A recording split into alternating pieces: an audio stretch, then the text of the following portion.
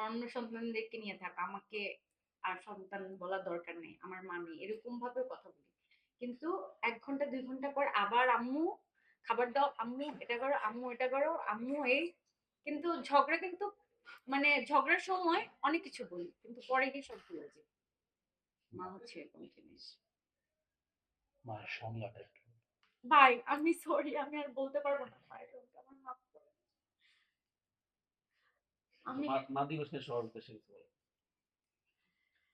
যারা মাকে, আমাদের দেশে বৃদ্ধাশ্রম সংখ্যা কম কিন্তু অনেক এখন বেড়ে গেছে, যারা মাকে বৃদ্ধাশ্রমে রেখে আসছে, যারা মাকে দেখে না, তাদের উদ্দেশ্যে কি বলবো? যারা যারা মাকে বৃদ্ধাশ্রমে রেখে আসে, আমি বলবো তারা মানুষই না। তারা মানুষ না, মানে তাদেরকে আল্লাহ কি জানোয়ার বানাইছে না কি বানাইছে আমি জানি না। মাকে তুমি তোমার নিজের শেষ রক্ত অনুযায়ী, যতক্ষণ তোমার শরীরে রক্ত আছে ততক্ষণ তুমি মাকে রাখো তোমার সাথে। তুমি যা খাও, তুমি পান্তা ভাত খাও, তুমি ডাল খাও, তুমি কাঁচামরিচ দিয়ে ভাত খাও, তোমার মাও তাই খাবে। কিন্তু মাকে ছেড়ো না, মা তোমার সাথে থাকবে। মা পাগল হোক, ছাগল হোক, খারাপ হোক, ভালো হোক, মা তো মা, তাই না? তার জন্যই তো আমি আজকে পৃথিবীতে আসছি। সো আমি বলবো যারা সন্তানরা মাকে দেখতে পারে না, মাকে দূরে সরায় দেয়, মাকে বৃদ্ধাশ্রমে রেখে আসে, আল্লাহর অভিশাপ তাদের উপর পড়বে। ইভেন তাদের সাথেও এরকম সেম ঘটনাটাই ঘটবে। আমি আমার মাকে অনেক ভালোবাসি, তারপরেও আমি চাই আমার মা, আম্মুর সাথে তো ঝগড়া হয় প্রতিটা ফ্যামিলিতে, কিন্তু মার সাথে টুকটাক ঝগড়া হয়, অভিমান হয়। তো তাই বলে কি মাকে দূরে সরায় দিতে হবে?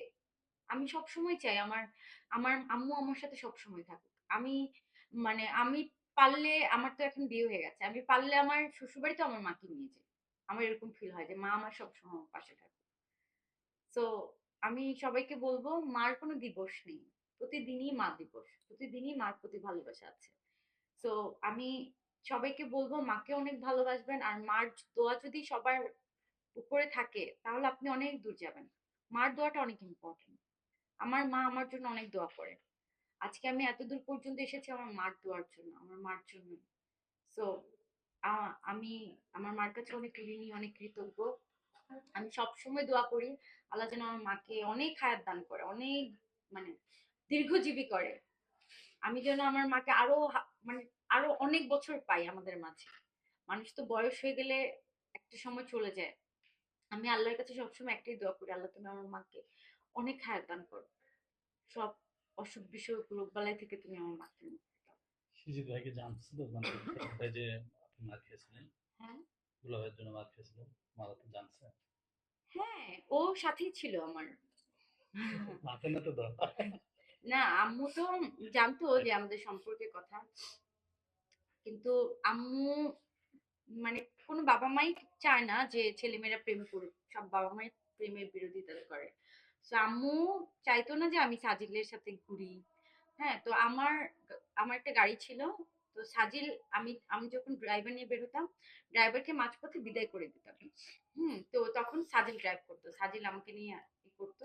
আম্মু যখন ড্রাইভারকে ফোন করেছিল, ড্রাইভার বলে দিছে যে আমাকে ছুটি দিয়ে দিছে, যে সাজিল ভাইয়া নিয়ে বের হয়েছে। তো এটা জানার পরের থেকে আম্মু তো তখন এসে, সাজিল যেখানে নামবে, যেখানে ড্রাইভার উঠবে ওইখানে এসে আম্মু দাঁড়ায় আছে, আমি জানি না, একদম রাস্তায় হাতে নাতে ধরা। তখন একটু ঝামেলা হয়েছিল। তারপর কি, তারপর তো বাবা মারা তো এরকম করেই। আম্মু একটু রাগ করেছিল। কিন্তু আমি ফ্যামিলিকা করে কিছু করব না, যা করব বাবা মাকে ম্যানেজ করে করব। মাকে রাজি করানোর দায়িত্ব ছিল আমার, সাজিলে বাবা মাকে রাজি করানোর দায়িত্ব ছিল সাজিল।